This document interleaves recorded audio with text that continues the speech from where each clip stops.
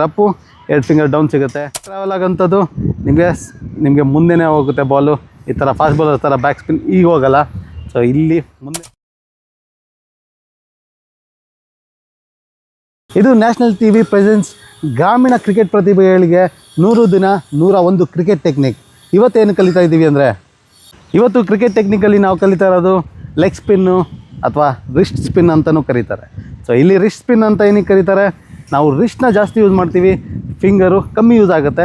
So use ಆಗುತ್ತೆ, leg ಸ್ಪಿನ್ಗೂ ಕೂಡ fingers use ಮಾಡಲೇಬೇಕಾಗುತ್ತೆ, but ಜಾಸ್ತಿ ರಿಸ್ಟ್ ಯೂಸ್ ಆಗೋದ್ರಿಂದ ರಿಸ್ಟ್ ಸ್ಪಿನ್ನರ್ ಅಂತಾರೆ. ಇಲ್ಲಿ ಲೆಫ್ಟ್ ಹ್ಯಾಂಡರ್ ಆದರೂ ಸರಿ, ನೀವು ಚೈನಾ ಮ್ಯಾನ್ ಅಂತ ಕರೀತಾರೆ ಇದನ್ನ.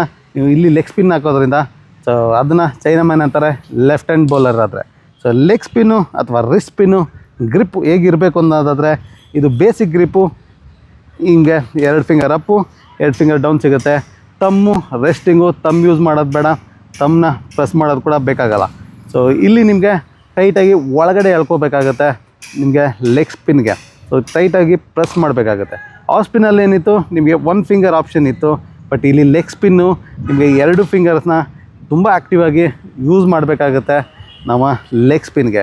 ಸೊ ಅಗೇನ್ ನಾವು ಇಲ್ಲಿ ಸ್ಪಿನ್ ಮಾಡ್ತಾ ಇರೋದು ನಮ್ಮ ಈ 2 ಸಪೋರ್ಟಿಂಗ್ ಫಿಂಗರ್ಸ್ ಏನಿದೆ, ಇಲ್ಲಿಂದ ನಮಗೆ ಈ 2 ಫಿಂಗರ್ಸಿಂದ ನಮಗೆ ಸ್ಪಿನ್ ಆಗಬೇಕಾಗತ್ತೆ. ಸೊ ಇವಾಗ ಇದು ರೆಸ್ಟಲ್ಲಿರುತ್ತೆ.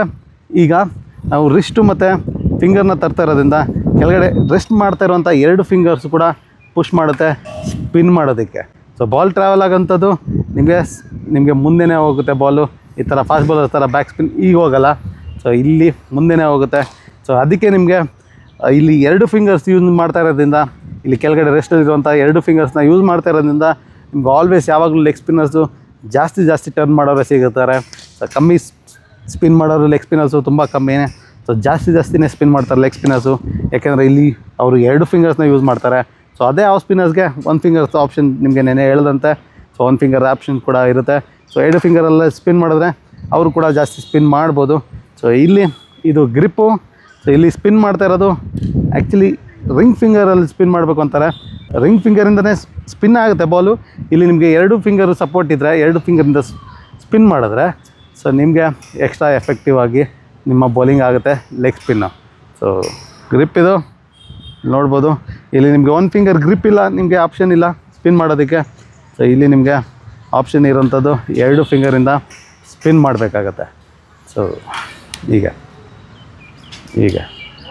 ಇಲ್ಲಿ ನೋಡ್ಬೋದು ನನ್ನ ರಿಸ್ಟ್ ಪೊಸಿಷನು, ರಿಸ್ಟ್ ಈ ರೀತಿ ಮೂವ್ ಆಗಬೇಕಾಗತ್ತೆ ಇಲ್ಲಿ. ಈಗ ಸೊ ಟೈಟಾಗಿ ಇಟ್ಕೊಳ್ಳಿ ಆದಷ್ಟು. ಇಲ್ಲಿಂದ ರಿಸ್ಟು ನಿಮಗೆ ಆಫ್ ಸ್ಪಿನ್ ಆದರೆ ಇಲ್ಲಿತ್ತು, ಈಗಿತ್ತು. ಸೊ ಲೆಗ್ ಸ್ಪಿನ್ಗೆ ಸ್ವಲ್ಪ ಒಳಗಡೆ ಹೋದಷ್ಟು ಒಳ್ಳೆಯದು. ಒಳಗಡೆ ಹೋದಷ್ಟು ನಿಮಗೆ ಸ್ಟ್ರಾಂಗಾಗಿ ರಿಸ್ಟ್ ಪೊಸಿಷನ್ ಬರುತ್ತೆ. ಸ್ವಲ್ಪ ಚಿಕ್ಕದಾಗಿರೋದ್ರಿಂದ ಮಕ್ಕಳಿಗೆ ಗ್ರಿಪ್ ಮಾಡೋದಕ್ಕೆ ಕೂಡ ಈಸಿ ಆಗುತ್ತೆ.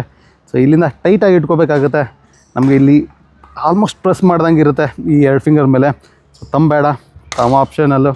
ಸೊ ತಮ್ಮ ರೆಸ್ಟ್ ಮಾಡ್ತಾಯಿದ್ರು ಓಕೆ, ಬಟ್ ಪ್ರೆಸ್ ಮಾಡೋದು ಬೇಡ ಯಾವುದೇ ಕಾರಣಕ್ಕೂ. ಇಲ್ಲಿಂದ ಸ್ಪಿನ್. ಸೊ ನೆಕ್ಸ್ಟ್ 1 ವೀಕು ನೀವು ಪ್ರಾಕ್ಟೀಸ್ ಮಾಡಬೇಕಾಗಿರೋದು, ಟೈಮ್ ತೊಗೊಂಡು ಗ್ರಿಪ್ನ ಸರಿಯಾಗಿ ಇಟ್ಕೊಳ್ಳಿ. ಸೊ ಕರೆಕ್ಟಾಗಿ ಗ್ರಿಪ್ ಇಟ್ಕೊಳ್ಳಿ. ಸುಮ್ಮನೆ ಹಿಂಗೆ ಇಟ್ಕೊಂಡು ಹಿಂಗೆ ಮಾಡ್ತಾಯಿದ್ದೀನಿ ಅಂದರೆ ಆಗೋಲ್ಲ.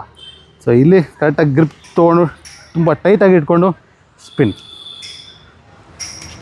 ಸೇಮ್ ಪೊಸಿಷನ್ ನೋಡ್ಬೋದು ನೀವು ಇಲ್ಲಿಂದ. ಈಗ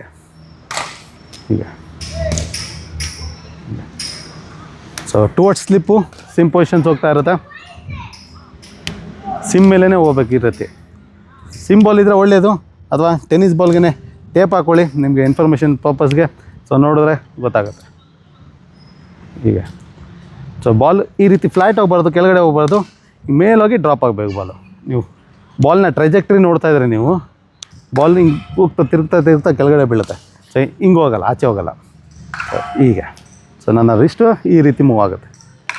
ಹಿಂಗೆ ಹೋಗಿ ಬಾಲ್ನ ಲೂಪ್, ಇಲ್ಲಿ ಜಾಸ್ತಿ ಸ್ಪಿನ್ ಸಿಗುತ್ತೆ ನಿಮಗೆ. ಈಗ so minimum 100 times, maximum 500 times ಮಾಡಲೇಬೇಕು.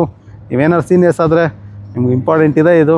ಸೊ ಇಲ್ಲಿ ರಿಸ್ಟ್ ಪೊಸಿಷನ್ ನಿಮಗೆ ಇಲ್ಲಿ ಚೆನ್ನಾಗಿ ಬಂದಾಗ ಬೌಲಿಂಗ್ ಹಾಕಿದಾಗ ಇಲ್ಲಿ ಚೆನ್ನಾಗಿ ಬರುತ್ತೆ. ಸೊ ನಾವು ಟ್ರೈನ್ ಮಾಡ್ತಾ ಇರೋದು ನಮ್ಮ ರಿಸ್ಟ್ನ ಮೊಬೈಲೈಸ್ ಮಾಡ್ತಾ ಇರೋದು, ಹಾಗೆ ನಮ್ಮ ರಿಸ್ಟ್ನ ಹೇಗೆ ಯೂಸ್ ಮಾಡಬೇಕು ಅಂತ ಕಲಿತಾ ಇರೋದು. So good luck. ಮತ್ತೆ ನಾಳೆ ಕ್ರಿಕೆಟ್ನ ಇನ್ನೊಂದು ಟೆಕ್ನಿಕ್ನ ನಿಮಗೆ ಕಲಿಸ್ಕೊಡ್ತೀನಿ. All the best, keep practising.